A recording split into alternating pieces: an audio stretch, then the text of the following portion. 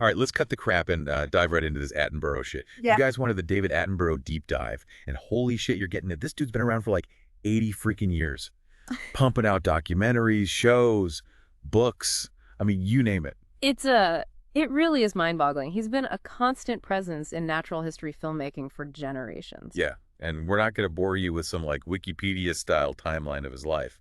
We're here to unearth the weird, the unexpected, the shit you wouldn't believe about this nature icon. What's really fascinating is how Attenborough's career has evolved alongside the technology of filmmaking. Like his early projects were groundbreaking for their time, but they provide a stark contrast to the visual feasts we're used to today. Speaking of early projects, let's talk ZooQuest.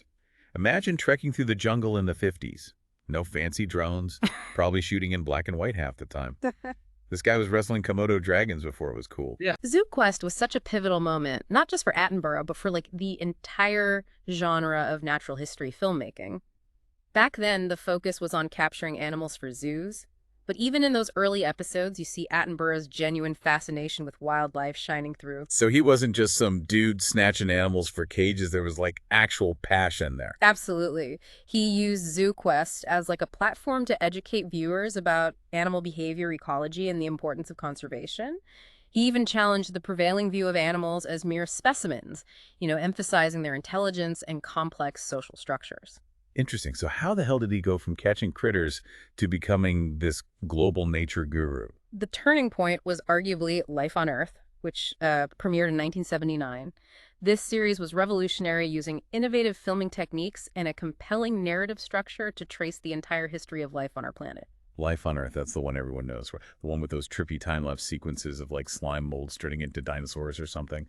Exactly. Those time lapses, combined with stunning wildlife footage from all over the world, captivated audiences and really established Attenborough as a master storyteller. He had a knack for explaining complex scientific concepts in a way that was both accessible and engaging. Okay, so Life on Earth was a game changer. Yeah. But let's be real, this guy's done way more than just the nature documentaries, right? I mean, his other programs list is a goddamn rabbit hole. Oh, absolutely. That's where things get really interesting. We're talking about programs on tribal art, the search for El Dorado, even a deep dive into the life of composer Benjamin Britten. It's wild. Hold up. Benjamin Britten, the classical music dude. No. What the hell is Attenborough doing messing around with that? It might seem out of left field, but it actually reveals a lot about Attenborough's diverse interests. Benjamin Britten, A Time There Was an episode of The South Bank Show, and Attenborough was involved in its production. Britten was a close friend, and Attenborough was passionate about showcasing his musical genius to a wider audience. So Attenborough was basically using his fame to boost his buddy's music career. That's kind of cool, actually. But it still doesn't explain the tribal art thing or the El Dorado stuff. Well, The People of Paradise stemmed from Attenborough's lifelong fascination with tribal art. He's a serious collector, and he used this program to explore the cultural significance of these objects, highlighting their beauty and craftsmanship. So he was basically flexing his art connoisseur muscles. I bet his house is full of creepy masks and shit. He's definitely a passionate collector, and his personal collection is rumored to be quite extensive. As for the gold of El Dorado, that special allowed Attenborough to indulge his adventurous side. He explored the myths and realities behind the legendary city of gold, drawing parallels to his own experiences exploring remote corners of the world. Hold on, this El Dorado thing, was it just him sitting in a library talking about old maps, or did he actually get out there and like swing from vines and shit? He didn't quite go Indiana Jones on us, but he did travel to some of the key locations associated with the El Dorado legend. He explored ancient ruins, interviewed archaeologists, and even panned for gold in the Amazon rainforest. Damn, that's pretty badass. So we've got Attenborough, the animal wrangler, Attenborough, the history buff, Attenborough, the art snob. Is there anything this guy doesn't do? Well, he hasn't hosted a cooking show yet, but I wouldn't rule it out. His range is truly remarkable. And we haven't even touched on the audiobooks yet, which span everything from natural history to personal memoirs to children's stories. Wait, audiobooks? So this dude's voice isn't just reserved for scaring the shit out of us with giant squid footage. He does bedtime stories, too. His narration of Peter and the Wolf is actually quite charming.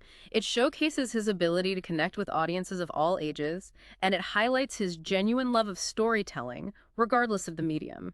All right, I gotta admit, this is getting interesting. I'm starting to see why this Attenborough dude is such a big deal. He's not just some stuffy narrator. He's a goddamn chameleon blending into all these different worlds. Ah, that's a great way to put it. And the more you dig into his work, the more you realize that it's all connected.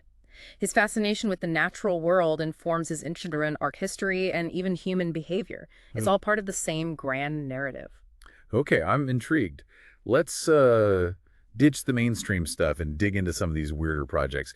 Give me the Attenborough deep cuts, the stuff that'll make people go, "What the fuck?" All right, buckle up. We're about to go deep into the Attenborough archives, and trust me, you won't be disappointed. All right, so let's jump back to the early days, before life on Earth made Attenborough a household name. In 1953, he produced this film called The Dreaded Savage. The dreaded savage. Sounds a little problematic even for the 50s. What the hell is that about? It documented the experiences of explorer Alain Guirbrandt among the Guajaribo people of South America.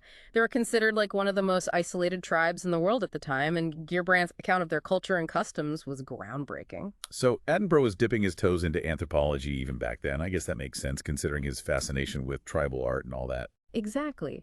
This early project reveals his interest in human cultures and the diversity of human experience, which would become recurring themes throughout his work. Okay, I'm sensing a pattern here. This guy wasn't just about the animals. He was fascinated by people too. What else can you dig up from these pre-Life on Earth years? Let's fast forward a bit. To 1980, Attenborough presented this program called Gilbert White Lived Here. It explored the life and work of Gilbert White, an 18th century naturalist who's considered one of the pioneers of ecology. Okay, so Attenborough was basically fanboying over one of his idols. Was this Gilbert dude like the OG nature nerd? You could say that White's meticulous observations of nature in his own backyard inspired generations of naturalists, including Attenborough himself. His work laid the groundwork for the kind of detailed observational approach to natural history that Attenborough would later champion. Interesting. So Attenborough was paying homage to his roots, showing where his love of nature came from. What else can we unearth from the 80s? Let's jump to 1984 and a documentary called The First Eden. This series explored the history of human interaction with the natural world in the Mediterranean region. The first Eden. Sounds a bit biblical. Was Attenborough preaching about Adam and Eve and shit? Not quite. He examined how human civilizations from ancient Greece to the Roman Empire shaped the Mediterranean landscape, both for better and for worse. So it was more about the impact of humans on nature. That's a pretty heavy topic even for the 80s.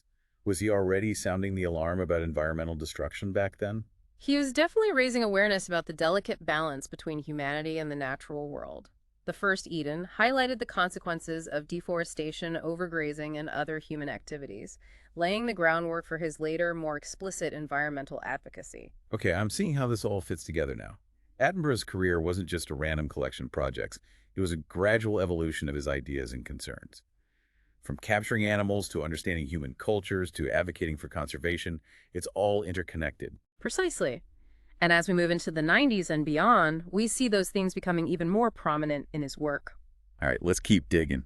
Hit me with some more of these Attenborough deep cuts. In 1993, he presented a rather unique documentary called Portrait Painter to the Birds. Portrait painter to the birds. That sounds oddly specific. Was this like Bob Ross, but with feathers? Not quite. It focused on William Cooper, an artist who specialized in painting birds of paradise. Hold on, Birds of Paradise. Didn't Attenborough already do a whole documentary about those? He did in 1996. Attenborough in Paradise was like a passion project exploring his lifelong fascination with these extravagant birds. But Portrait Painter to the Birds offered a different perspective. It explored the intersection of art science and the natural world, showing how Cooper's meticulous observations and artistic skill captured the beauty and complexity of these elusive creatures. But Attenborough is using art as a lens to understand nature. That's pretty deep, man. Okay. I'm starting to see a whole new side to this guy. There's always more to discover with Attenborough, and his willingness to explore seemingly niche subjects is part of what makes him so fascinating. Okay, keep them coming. I'm ready for more Attenborough weirdness. All right, how about this? In 2002, Attenborough appeared as a guest on a radio show called The Indispensables. The topic, the development of color television. Wait, what? Attenborough talking about TV tech. I thought we were digging into his weird nature documentaries, not his behind-the-scenes geekery. It might seem like a strange detour, but it actually makes perfect sense. Remember, Attenborough wasn't just a presenter, he was a pioneer in television broadcasting. He was there at the dawn of color TV and played a key role in its development at the BBC. So he wasn't just some talking head, he was actually shaping the way we see the world on screen. That's pretty damn cool. Exactly. And his insights on the indispensables provide a glimpse into his deep understanding of the technical aspects of filmmaking and how they can be used to enhance storytelling. Okay, I'm starting to see how all these seemingly random projects connect. Attenborough wasn't just jumping from one thing to another. He was building a multifaceted career that reflected his wide-ranging interests and expertise. Precisely. And as we move into the 2000s, we see those interests expanding even further. All right, let's keep this time machine rolling. Yeah. What other unexpected Attenborough gems can you dig up? Let's jump to 2003, where he narrated this documentary called Hands on History, Conserving the Dark Age Legacy of Sutton Hoo. Sutton Hoo. Sounds like some dusty old archaeological site.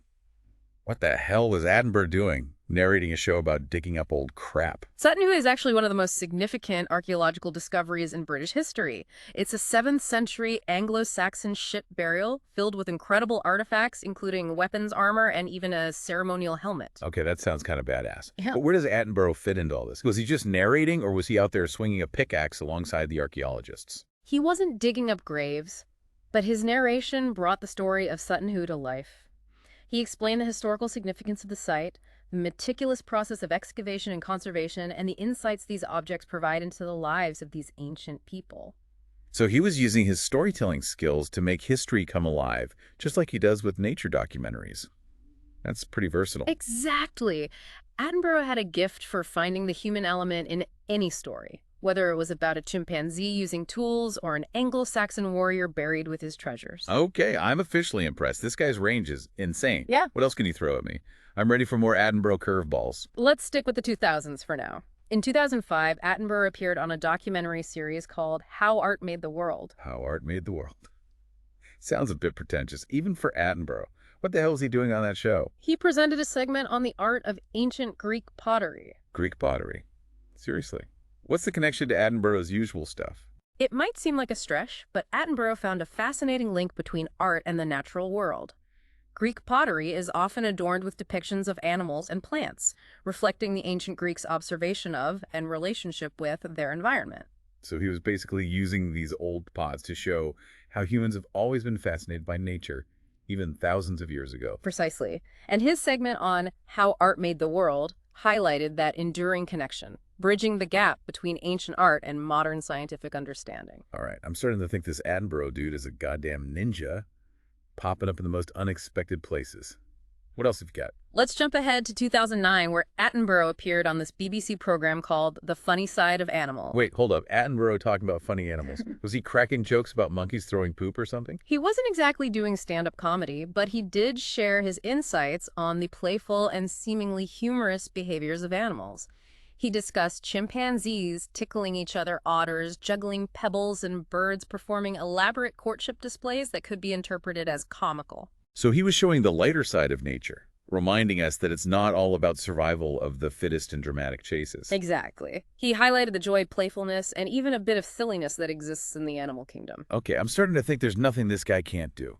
He's like the ultimate Renaissance man, but for nature and, well, everything else, apparently. That's a great way to put it. He's a true polymath, someone who embraces learning and discovery in all its forms. And as we move into the 2010s, we see his work taking on an even greater sense of urgency and purpose. All right, let's dive into the 2010s. This deep dive is far from over. All right, so we've established that Attenborough is a goddamn legend. But let's get real. The dude's been around since like the dinosaurs. What the hell has he been up to in the 21st century? Has he just been chilling in his mansion counting his Emmys? Not exactly. The 2010s saw Attenborough embracing new technologies to bring his message to a wider audience. One prime example is Flying Monsters 3D, a film about those prehistoric flying reptiles, pterosaurs. Wait, 3D dinosaurs? Sounds kind of gimmicky. Was he wearing those goofy glasses while narrating? He might have tried them on for fun, but the film itself is anything but cheesy. It uses cutting-edge 3D technology to create a truly immersive experience, taking viewers on a flight alongside these incredible creatures. Okay, I can see how that would be pretty mind-blowing. But wasn't Attenborough like 80 years old at this point? Was he really keeping up with all this tech stuff? He's always been a forward thinker, eager to explore new ways of telling stories. And Flying Monsters 3D proves that even in his 80s, Attenborough was still pushing the boundaries of filmmaking. So he wasn't just resting on his laurels. He was still out there innovating, showing these young filmmakers how it's done. Absolutely. He understood the power of technology to engage audiences and convey complex scientific concepts in a visually stunning way. Okay, I'm impressed. Yeah.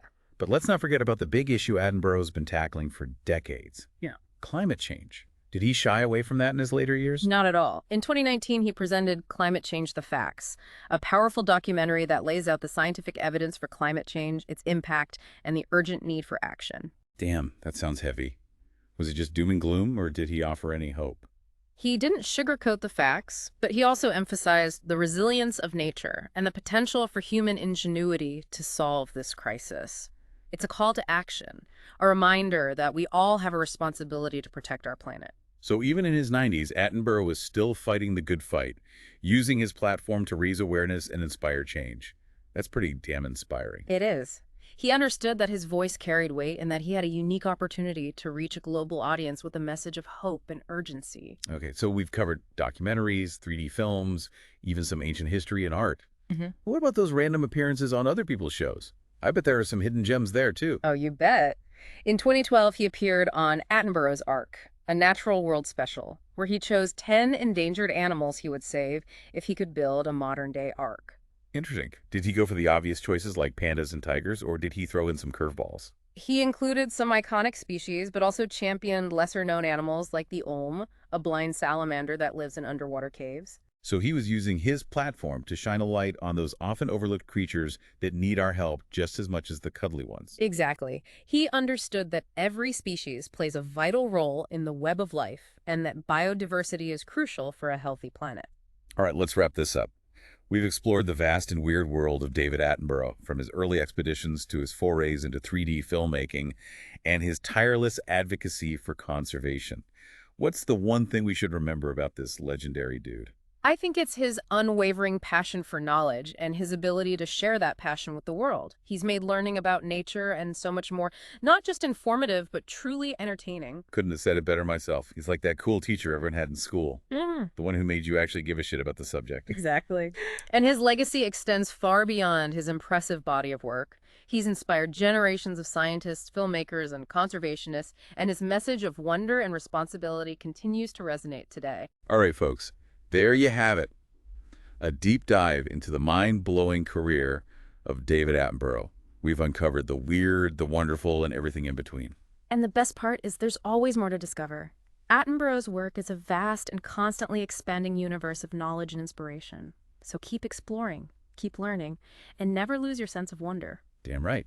This has been The Deep Dive, and we'll catch you on the next one.